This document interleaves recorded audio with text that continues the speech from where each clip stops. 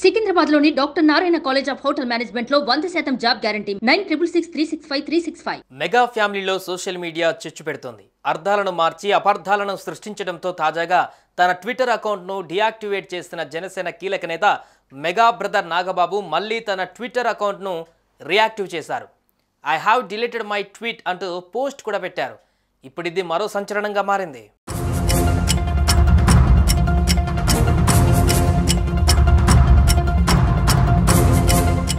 ఏపీలో ఎన్నికలు ముగిసిన తర్వాత ఎన్నికల ప్రచారంలో తోడ్పాటు అందించిన అందరికీ కృతజ్ఞతలు తెలుపుతూ నాగబాబు ఓ వ్యాఖ్య చేశారు.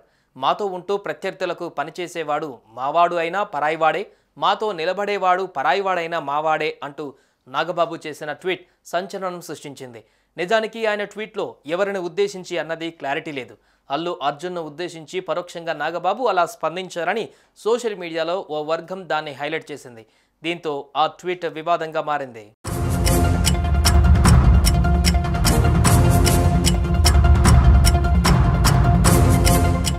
అల్లు అర్జున్ పవన్ కళ్యాణ్ ఎన్నికలలో గెలవాలని ట్విట్టర్లో శుభాకాంక్షలు చెప్పి తన స్నేహితుడు వైసీపీ ఎమ్మెల్యే అభ్యర్థి శిల్ప రవిచంద్ర కిషోర్ రెడ్డికి మద్దతు తెలపడానికి నంద్యాలకు వెళ్లారు. అక్కడి నుంచి మెగా అభిమానులంతా బన్నీ చేసింది తప్పని, మేనమామ కోసం పిఠాపురం వెళ్లలేని బన్నీ పిలవని పేరంటానికి నంద్యాల వెళ్లాడంటూ సోషల్ మీడియాలో ఒక రేంజ్లో దుమ్మెత్తిపోస్తున్నారు. ఇది పెద్ద ఎత్తున చర్చకు దారితీసింది. అయితే మెగా బ్రదర్ చేసిన ట్వీట్ను, ఈ పరిణామాలను చూసి కొందరు రకరకాల ఊహాగానాలకు తెరలేపారు. ఈ ఊహాగానాలపై స్వయంగా అల్లు అర్జున్ మీడియాకు క్లారిటీ ఇచ్చినప్పటికీ కొందరు ఈ వివాదానికి మరింత ఆజ్యం పోశారు.